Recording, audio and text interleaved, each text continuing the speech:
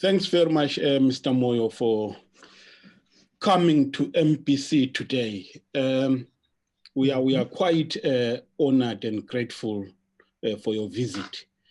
I think the best thing would be for me to ask you to introduce yourself to the people and say hi to the people. Okay, hi everyone. You're gonna be watching. So this is Ndzimu Emmanuel Moyo. Born and raised, well, born in Bulawayo, raised in Bulili-Mamangwe. Now, some people don't believe me when I say I was born in Bulawayo, but that's, my parents came from Bulili-Mamangwe. We're in Bulawayo, so I was born there. But within about 2 years, I went back home in what is now Bulilima. Some people call it Plumtree, but Plumtree is the town. Bulili-Mamangwe is the district, or shall I say now the 2 districts. Yeah, so I'm Kalanga, as you know, and I'm passionate about the whole issue of self-government and self-determination, especially through federalism. And I happen to be very passionate about education. So yeah, I think for now, that's what I would like to say. Okay, no, that's good. If you don't mind, if you can just briefly give us your childhood experiences. You said you were born in Bulawayo, then but grew up in Bulilima. If you can just tell us about your experiences as a child, growing up in your family, who were your family members, which schools did you go to, things like that. Well, I'm not sure if there is a lot to tell, but like I said, I was born in Bulawayo, grew up in Bulilima, then Bulili-Mamangwe, and well, unfortunately, my parents divorced when I was 2, so irrelevant stuff, I guess. I went to Togwana Primary and Secondary School. That's 1989 to 1999, 11 years, I believe, yeah. And yeah, it was just, you know, growing up in a community, typical community in Bulili-Mamangwe, Kalanga speaking. I guess victim to all the problems that we're facing in that country called Zimbabwe up to today. So yeah, I could summarize it that way.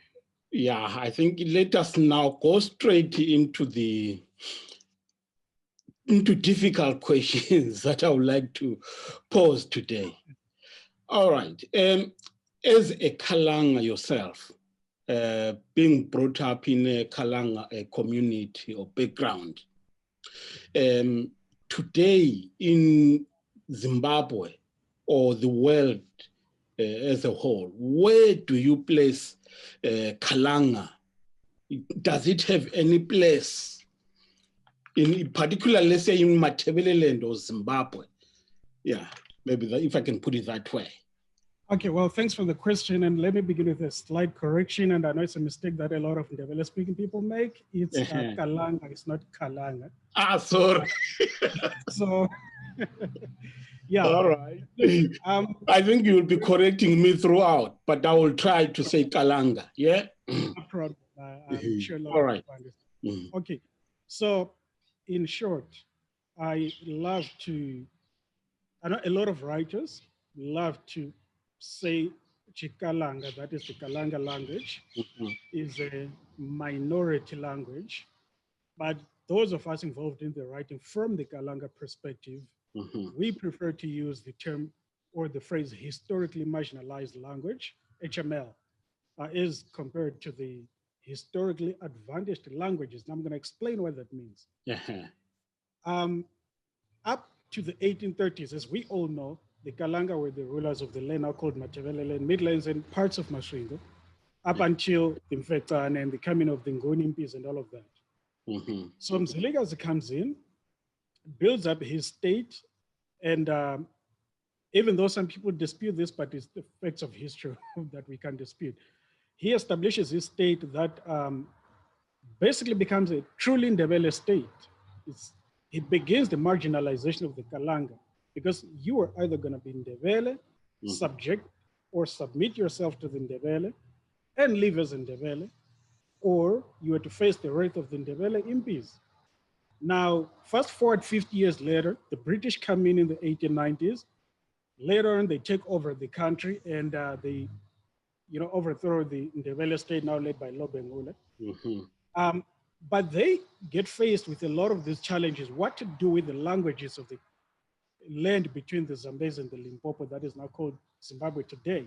Mm-hmm. You have the missionaries that are trying to, create a standard Bible.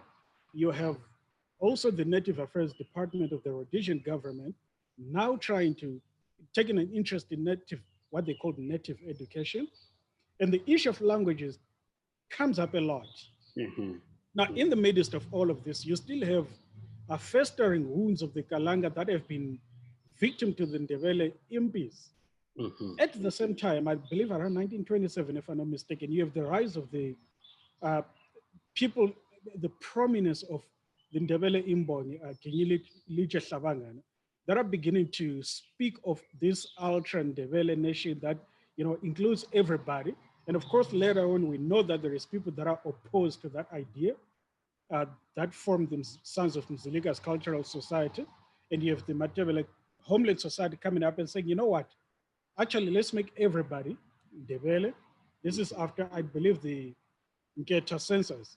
We know the location called Nketa. It was actually the Inketabe child census, where they had to determine who is still pure Ndebele and who is not Ndebele. Mm-hmm. But when they realized the numbers were not adding up, they decided, you know what, to boost our numbers, just accept that the Kalanga, Venda, Nambia, Tonga, etc., incorporate them, assimilate them, and make them Ndebele also. Now, this is during around the same time that the colonialists, the British colonialists, they're busy trying to build up their own administrative system. Then, about late 1920s, in fact, this is after the Southern Rhodesia Missionary Conference in 1923. Mm-hmm. They couldn't agree on anything on languages. Hence, they decided to ask for the assistance of the Professor Clement Dock. He was teaching Bantu languages at Wits. And he comes on and does research in Zimbabwe, what is now Zimbabwe, then Rhodesia. And he comes up with a conclusion that says, you know what, guys, I find out that from what is now called Mashonaland today, Manikaland, etc., you can combine all of these languages into one language called Shona. And he struggles a little bit with Karanga on the south because it was not as we know it today. Okay. The real Karanga of old was much more closer to Shikalanga than to what is now called Shona. But then he said, you know what, guys, take the Zulu orthography and way of speaking, codify that, throw away everything that's Karanga. The Karanga will learn what is now Shona, which is basically the Zulu. And he comes to Matabeleland and he says, okay, guys, I got a problem here. So the Ndebele, they're fine. But there was a debate at that time. Do we go with isiZulu or do we go with isiNdebele? Of course, isiNdebele won because the majority of the speakers were now Kalanga who had no history with isiZulu. Yeah. Then he said, okay, I have a problem with this other group of languages that I can term the Kalanga group, Kalanga, Nambia, Venda. They don't really fit into the Shona unification. So they can't really be taken on board into his Shona unification report. Then he then suggests, proposes to the Rhodesian government and says, let's ask the Bechuanaland Protectorate, what is now Botswana, to be the ones to develop Kalanga literature, but it doesn't get developed in Zimbabwe. So this is the second state-sanctioned marginalization of Chikaland that begins in the 1930s. In fact, at the 1950 Southern Rhodesian Missionary Conference, the churches, upon coming together, they also came out and say, you know what, guys, let's just, stop developing Chikalanga altogether, and let's just focus on isiNdebele. I've written elsewhere that at that meeting, 80% of the participants that were Black were actually Ndebele and Shona, and the Kalanga were thrown out, and Chikalanga fell by the wayside. Now, the third phase, okay, maybe before I go to the third phase of marginalization, about the 1940s, 1950s, Dr. Innocent Msindo and Dr. Tembani Dube have written extensively on this. In fact, their doctoral theses are both in this area. You have a situation where the Kalanga begin to rise, and they're saying, you know what, we not comfortable with this thing of Ndebelification. We don't fit in the Shona, we don't fit in the Ndebele. We want to stand up for ourselves. Hence, we see the formation of the Kalanga Cultural Society, and then later the Kalanga Language Promotion Association. KCS and Kilpa. Interestingly, some of the people, front runners of the KCS, you have Jason Ziapapamo, you have TGS Lundiga, and many of the Zapu nationalists. And of course, because of things like that, you begin to have festering wounds with some of the Ndebele folks that are not comfortable with the Kalanga people rising up, because in their view, the Kalanga shouldn't speak up. They have to be subject to the Ndebele. Then, of course, it goes on and on up until independence. There is hope amongst the Kalanga that finally maybe we are not going to get our place. But guess what happens? The new post-independence government says, you know what, guys, 1987, they come up with the Education Act. It says English, Shona, and Ndebele will only be the only languages taught in school. This is the third phase of Kalanga state marginalization in Zimbabwe. Meanwhile, the Bechuanaland Protectorate, now Botswana, which had been asked to develop Kalanga literature, they also rise up and be like, you know what, guys, we recognize the 8 Tswana-speaking tribes. We don't recognize the Kalanga. Hence, you find that in Botswana today, you have districts named after their ethnic groups. You got Katleng for Vakatla. You got Oburolong. I think there is something like that, if I'm not mistaken. You got Hangwaketse for the Bangwaketse. But when you come to the Northeast, instead of each being called the Bukalanga, that is around Francistown, etc., they refuse to call it Bukalanga. They now call it the Northeast because, you know, it doesn't fit with their strategy of what I call Tswanification. So in summary, the Kalanga have been a marginalized group, nation. In fact, I love to use that word nation because some people love to say that Kalanga are just a tribe and not a nation. This is a nation with a long history dating back over 2,000 years in the land between the Zambezi and the Makado Mountains. Between... Thanks for that narration. It really takes a very good chronology. It gives us a clear picture of what has happened in terms of the marginalization of the language or of the nation. I realize that when it comes to the Ndebele and Kalanga, you view Mzilikazi as the core person or the key person who marginalized the Kalanga people. But I realized that there were some other Nguni groups which came before Mzilikazi. Why are you not talking about those? Because Mzilikazi, as far as I know, he never fought with the Kalangas. Okay, I'll split this into two, whether he fought with the Kalanga or not, and whether the influence of other groups. Now, it is true that before Mzilikazi walks into what was then Kalanga, now called Matabeleland, you had Zwangendaba running through the land. You had Soshanga running through part of the land. You got Nyamazana doing the same. And in fact, it's Mashakatsi and Nyamazana's forces that are credited with the overthrow of the last Mambo, who actually committed suicide, saying, you know what, I cannot fall into the hands of foreign invaders. Now, the reason why we believe that Mzilikazi and his son Lobhengula sit at the core of this marginalization, it is them who established the state. These others just, you know, Soshanga passes through the land, Zwangendaba passes through the land. Yes, Nyamazana and Mashakazi, they do effect the demise of the last Kalanga Mambo, but they do not really as yet establish a state, maybe because of time also, because it was within a short span of time, and Mzilikazi walks in. And he formally begins a state. So the way we view Mzilikazi might be the way today that you got, even in KwaZulu-Natal, you got groups like Amahlubi, not all of them, some of them, that view Shaka the same way. That, you know, Shaka actually forced us to be Zulu, but we aren't Zulu. Some groups amongst the Tembe hold the same view. I will not mention the differences between the Zulu and the Xhosa. Fortunately, South Africa is a reasonable government that is taken this issue seriously to resolve them.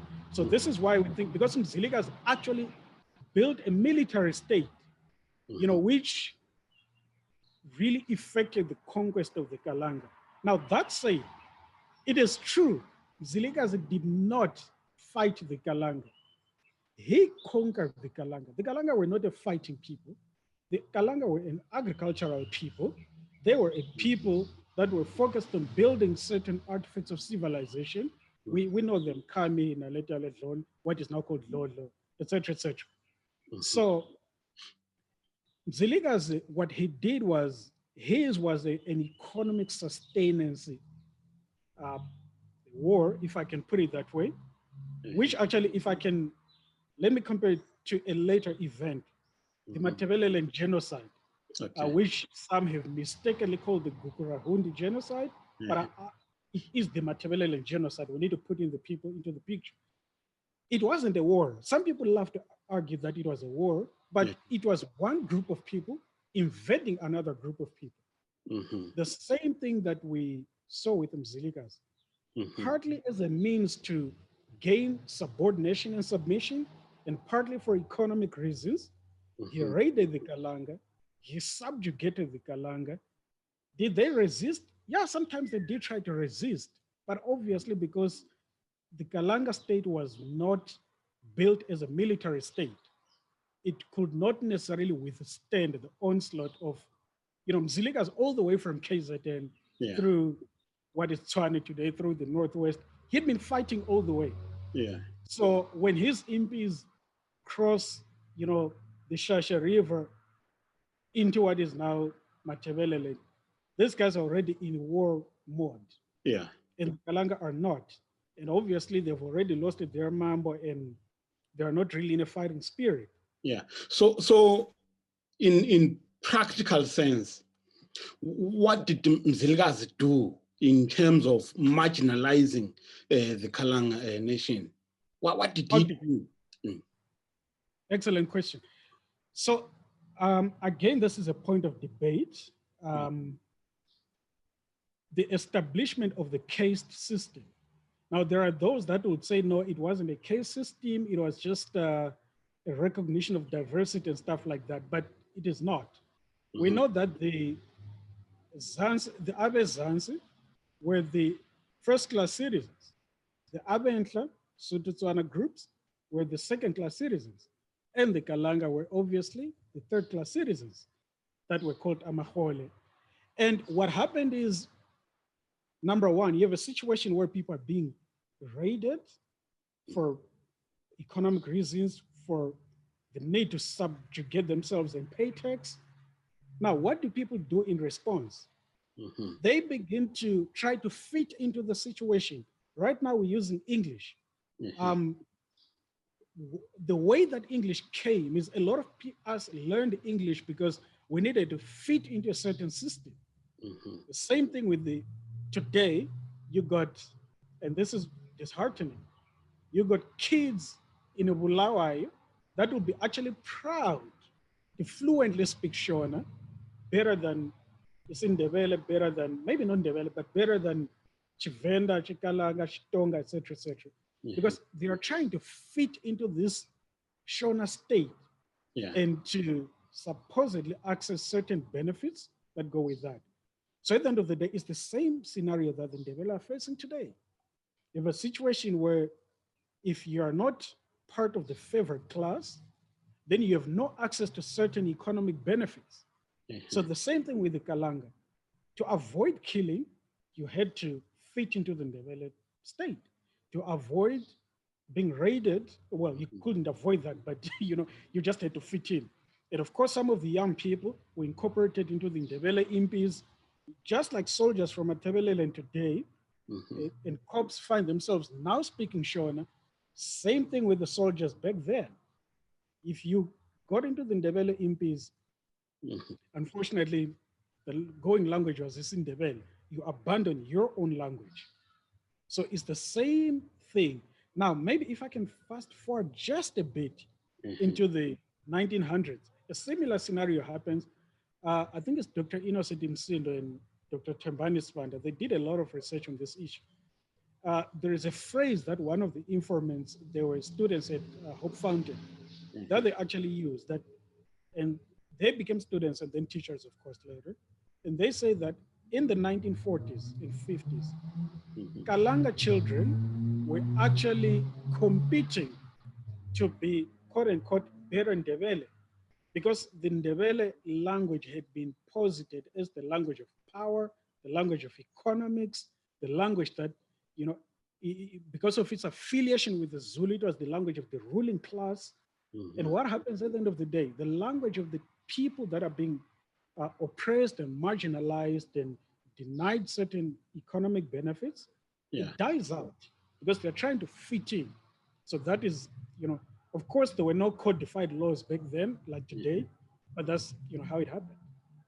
Yeah, I'm just thinking, if let's say you were Mzilikazi, coming into that territory, which you call it Bukalanga, how would you have crafted the state in order to be inclusive of everyone on equal basis? Well, that's so hypothetical a question that maybe I need to answer in terms of the current situation. That's exactly what I'm trying to go. Yeah. Okay. So here is Matabeleland now. Whether this, I'm going to locate this answer in whether it is part of Zimbabwe or it is an independent state. I think it has to be what we call an ethno-linguistic federation.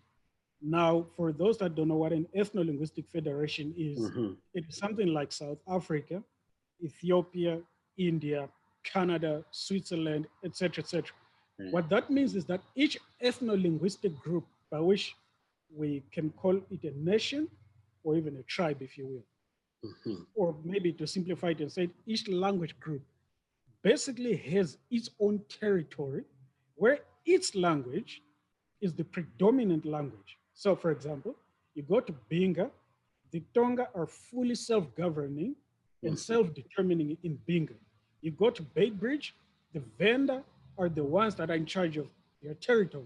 Their language is the first language. You go to Bulili-Mamangwe, I had a heated debate on Facebook recently about Cholocho, but historically we know. You go to Bulili-Mamangwe, Cholocho, Matobo, etc., and even Umkuza, the going language is Chikalanga. Now you go to everything east of Bulawayo, the going language is Ndebele and isiXhosa. Now, you have a region like Bulawayo, which some of us are proposing becomes like Washington, D.C., Canberra, Gauteng, etc., Delhi, what are called the Federal Capital Territory. So you come into Gauteng, no specific ethnic group can claim ownership of Gauteng. Hence, you find places like Soweto, where every language is found, or even a better example, Soshanguve, you know, where you got Sotho, Shangane, Nguni, Venda, etc. Because it's where everybody meets. It's sort of the melting pot. All languages are theoretically represented as equal.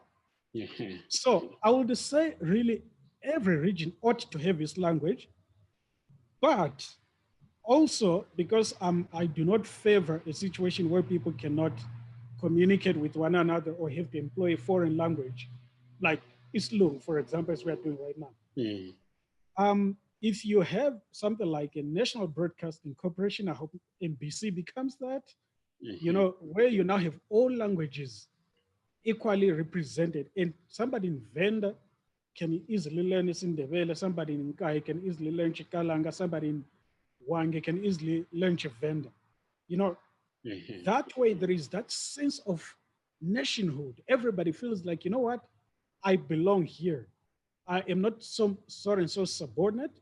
So I know that if I'm in Venda, I walk into a police station, I walk into a government office, I walk into whatever department, the going language is Chivenda.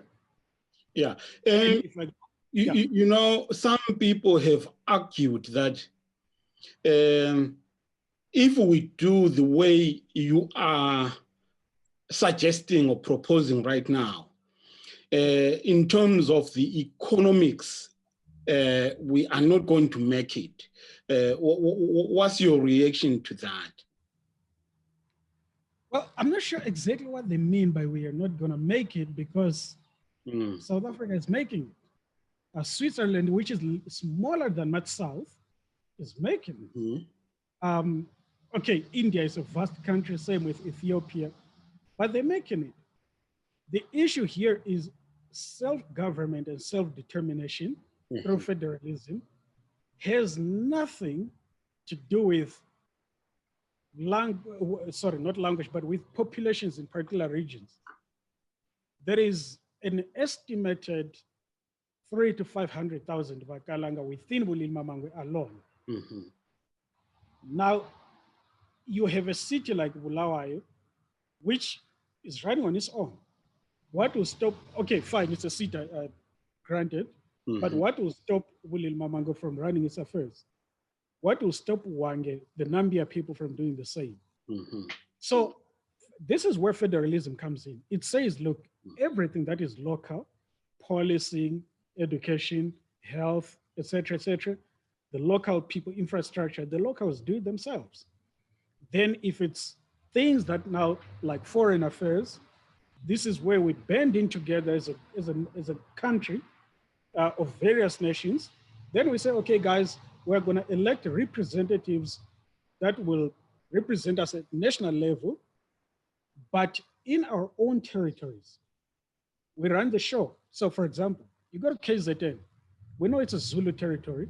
You go to the Northwest Province, it's Tswana territory, Eastern and Western Cape, Xhosa territory. You go to the Free State and the Northern Cape, Sotho territory.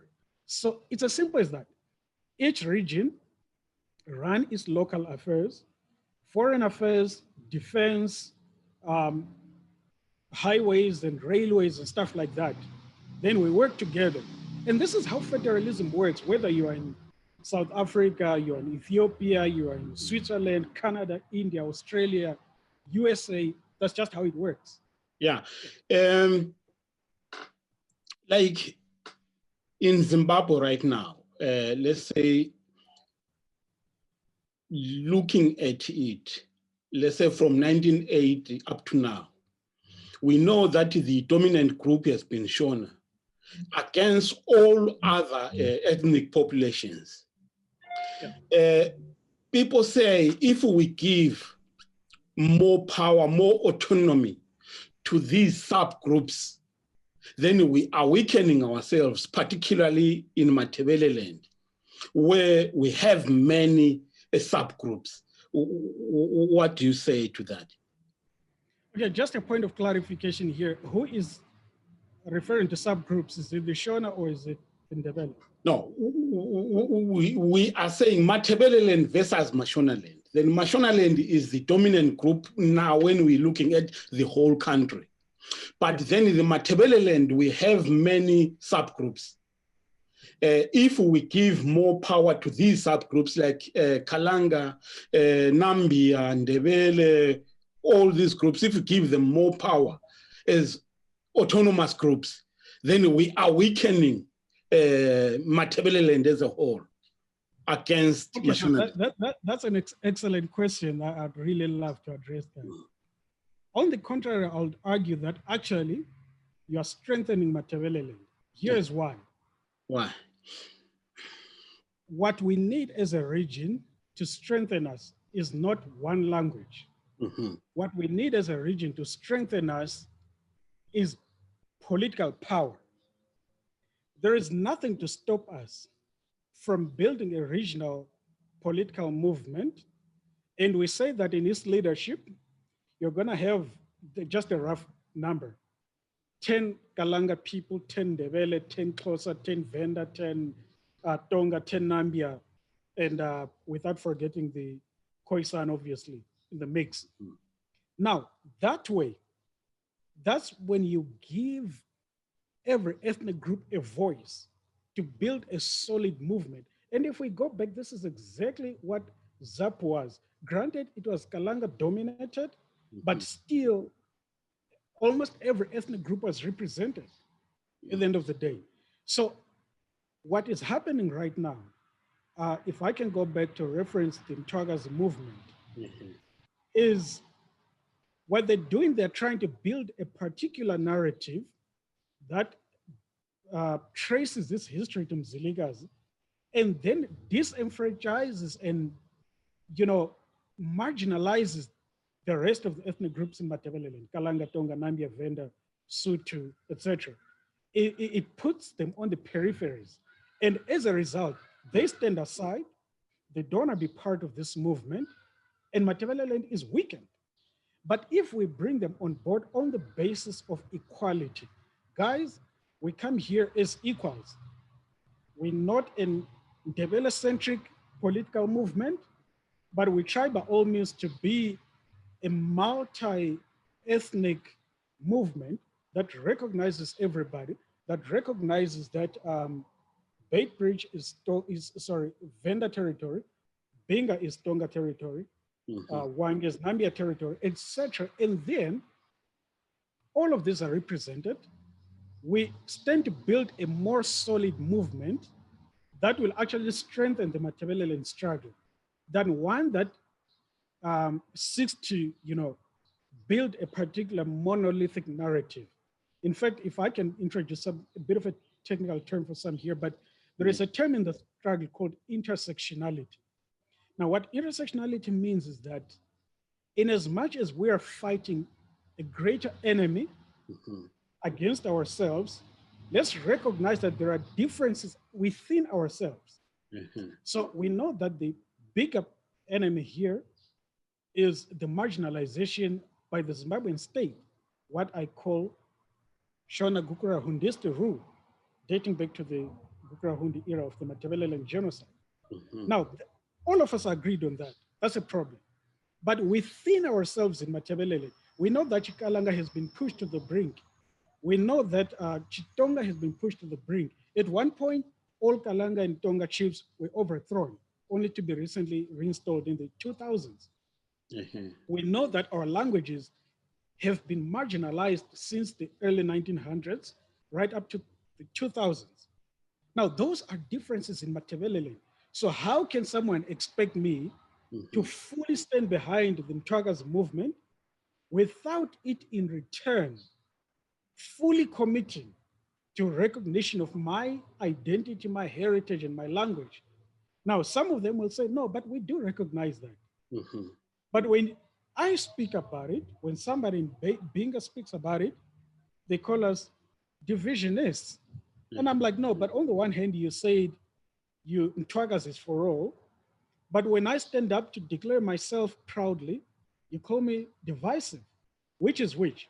So I think the only way to strengthen the struggle, number one, we need to disentangle the Matabeleland struggle from Ndebele history. Okay, not completely, because the Ndebele are now part of us, so we can't just discard them like that. But we need to recognize that our struggle for self-government and self-determination goes beyond the need to restore whatever Mzilikazi and Lobhengula built.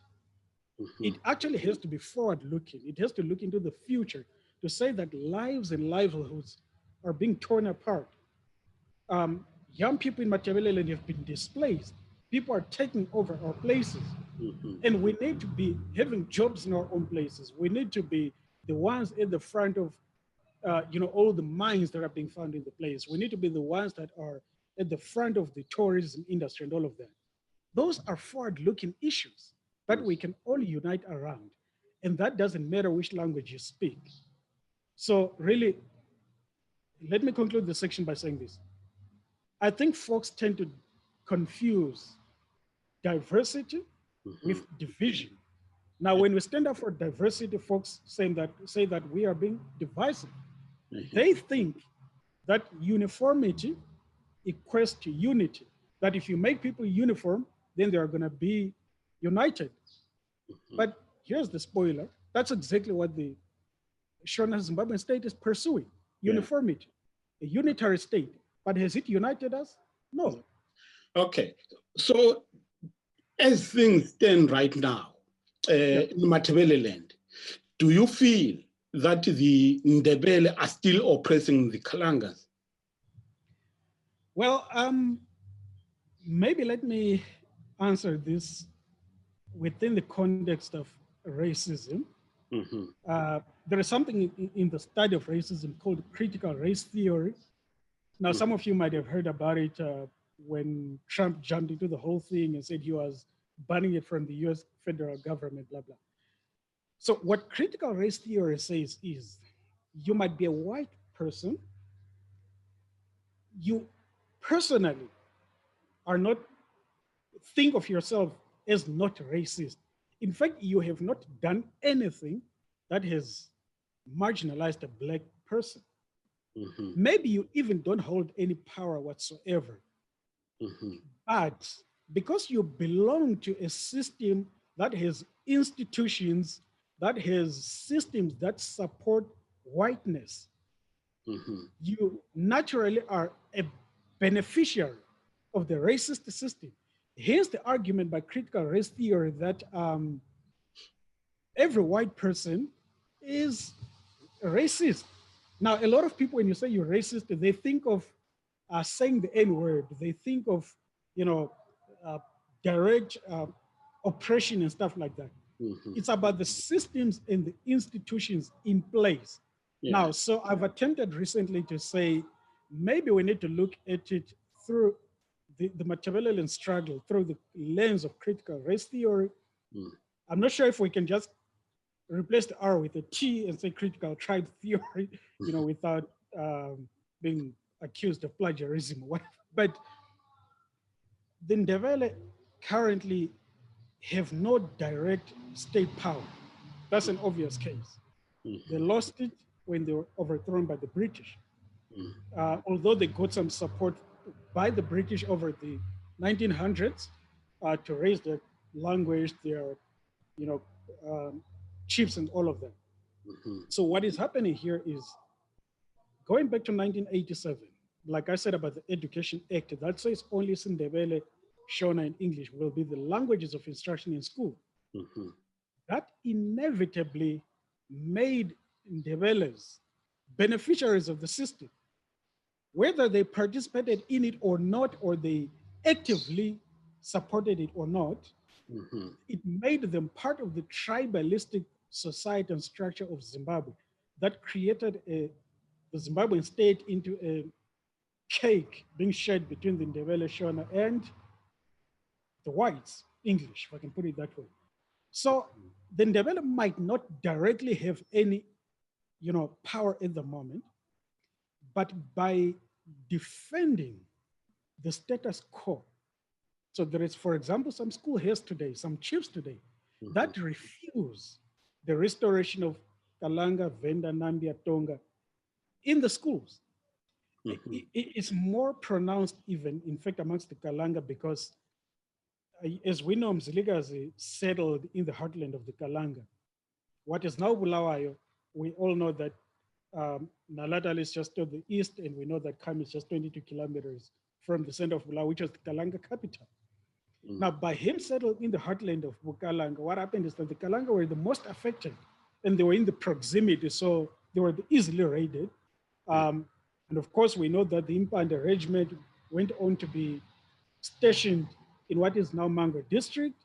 You now have also the chiefs being installed between, the paramount chief Ndiweni, conniving with the British, installing Ndebele chiefs and all of that. So what then happens is that a whole structure, systemic structure, institutions were built up that favored Ndebele. Now, this is, of course, most of it happens up to the time of, the Matabeleland genocide. But thereafter, about 2000, the Kalanga revive all efforts, the previous efforts to, rebuild our language. But as we do so, we're meeting resistance now, not necessarily always from the Shona, but from the Ndebele, that now want to defend those ill-gained benefits from the colonial era, from Mzilikazi's era, as well as from the Mugabean era, if I can put it that way.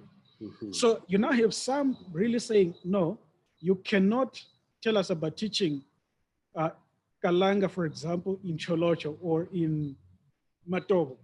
I mean, the Kalanga religious headquarters, the Njelele Mwali religion, is based in Matobo.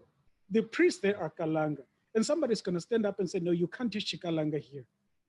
By so doing, by resisting that, unfortunately, some Ndebele, not all of them, some of them find themselves perpetuating tribalism against the Kalanga, against the Tonga, against the Nambia, etc. So they might not do it using direct state power, but indirectly, by resisting these efforts, they are doing so. Yeah, I think you have described it very well in terms of the system and the power that maybe a certain people might wield. As we have rightly stated, that the Ndebeles right now, they do not have any state power, they do not have any power to oppress or to marginalize the Kalangas. So I'm really trying to find out what is it that the Ndebeles can do so that at least that maybe perception is done away with. Excellent question, quite a very good question. So here is what I believe needs to be done, and I'm saying this informed by research that I've previously done. Number one, the Mthwakazi movement. Now, let me affirm the right of the Ndebele to belong to that movement, the freedom of association. Now, in the pursuit of the Mthwakazi struggle, of restoration as they call it, they have to do away with this notion that restoration only goes as far back as the Ndebele state of Mzilikazi and Lobhengula. And pretend as if there was nothing prior to that, number one. Number two, there is a need to share territory in Matabeleland. And this is what I keep warning about, that if we don't settle these issues now, even if the government of Zimbabwe to say, okay, guys, we are sorry, let's come to the negotiating table. What do you want? We say, okay, guys, we want to cut the country here. They say, okay, great, have it. The next thing that is going to follow is another Sudan, South Sudan, I mean, where you have people become independent, but then one group, I think it was the Nuer and the Dinka, one wants to oppress the other. So Matabeleland has to agree right now, guys, let us share our territory. We know that the Kalanga, the language, the territory of the language, because of this state marginalization that I've previously described, it caused a lot of people to abandon Kalanga language and end up speaking Ndebele. Hence today, the majority of Ndebele speakers aren't even Ndebele by ethnicity. Now, what has happened is Chikalanga has suffered what we call not only marginalization, but villagization. It has been pushed to the borders. So some of us are saying, you know what, guys, if we're going to share the territory equally, we need to accept that Matobo, Cholocho, Umkuza, and Wulili Mamangwe has to be Kalanga territory.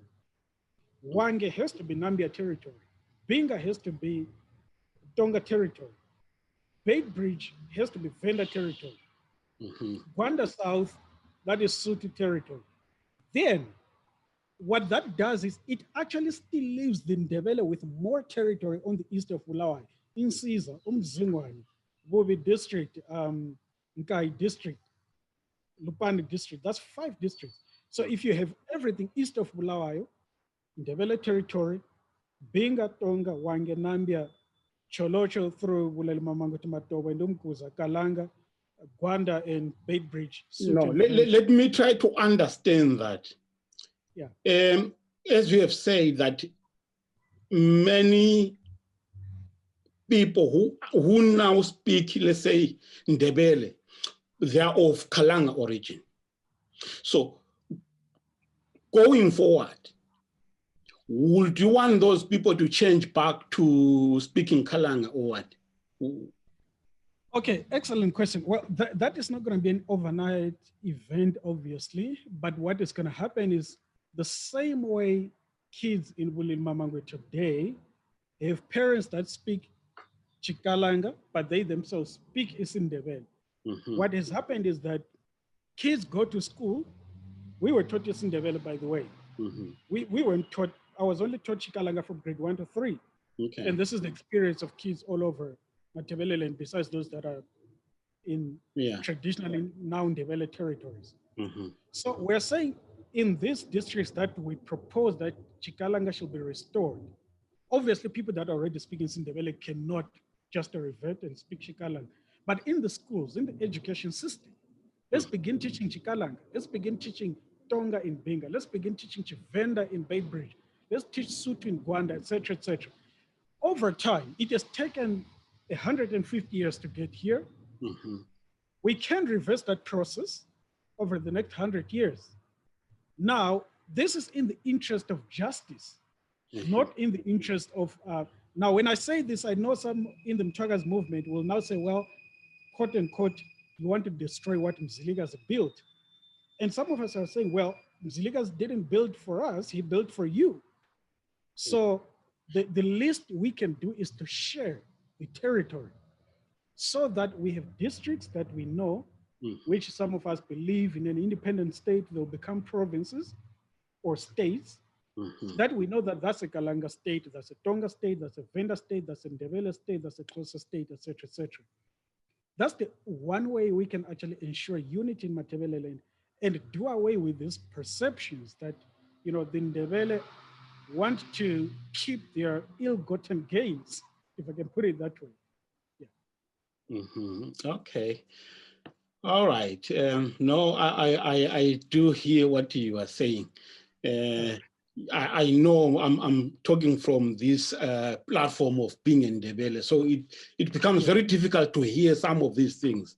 However, the way you are explaining things, they will make us start to think, because as long as we are not united in some way or shape or form, then it will be very difficult for us to go anywhere, because we know we've got a bigger enemy.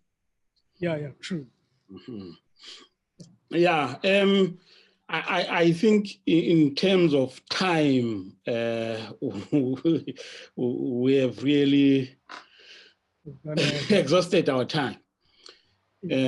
But if you have something that you really want to share with us, maybe within just 1 or 2 minutes, I'll give you that time.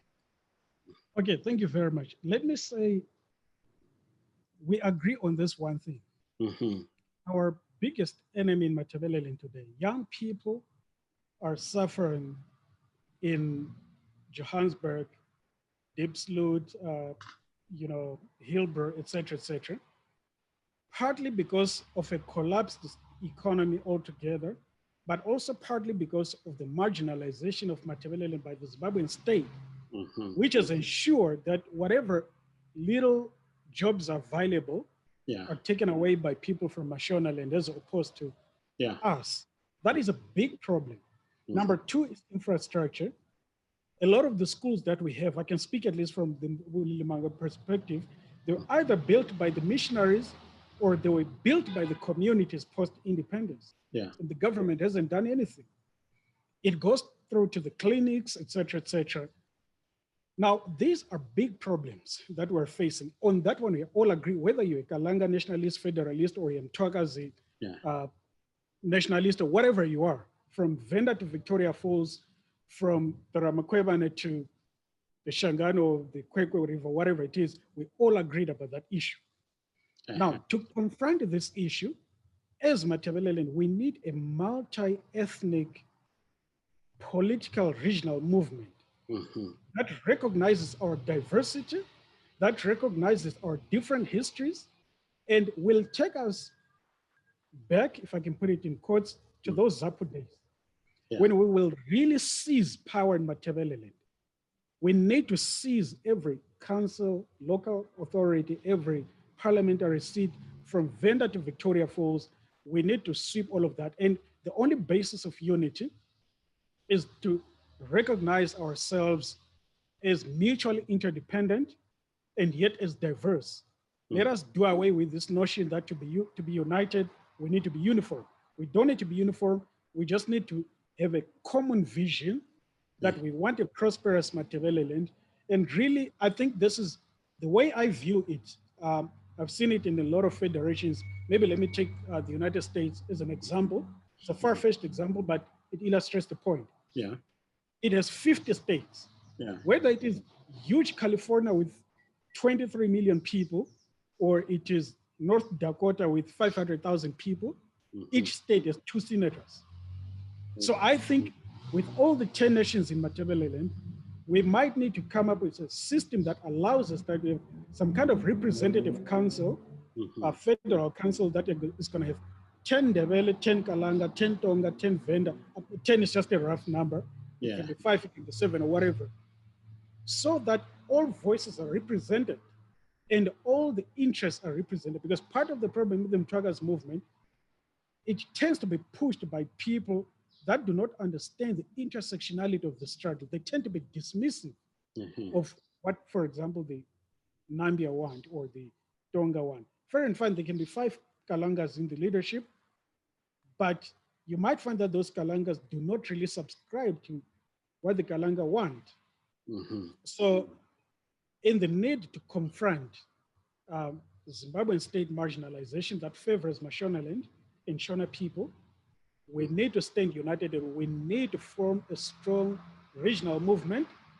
I have said before that I believe it's now time we need something that I call the People's Lekgotla, that is sort of the People's Council. Even in the diaspora, like you in the UK right now, I believe, I'm in SA, we can have people from all over the world meeting like this, thrashing out some of these issues. We need a real shadow government because part of the problem that is happening in Matabeleland is also the brain drain. A lot of capable people have left, and you're now left with people at home that either are incapacitated because of resource issues, or it's just now the elderly that haven't much to offer. And I think we out in the diaspora now. Have you heard of the Puteho convention that is being proposed? What's your view?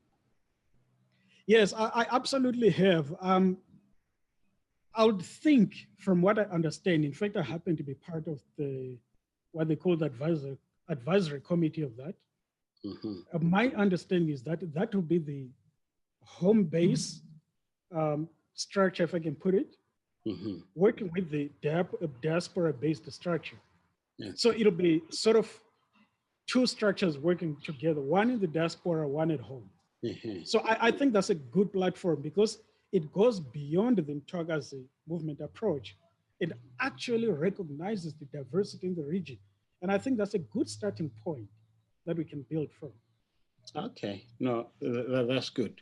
No, thanks very much, Mr. Moyo. I hope we will talk to you again. Maybe we will zero down on specific topics when we talk to you next time. Today, we just wanted to be generic, so that's okay. Thanks very much. All right, thank you very much. I appreciate your time and thank you so much. No, thanks a lot.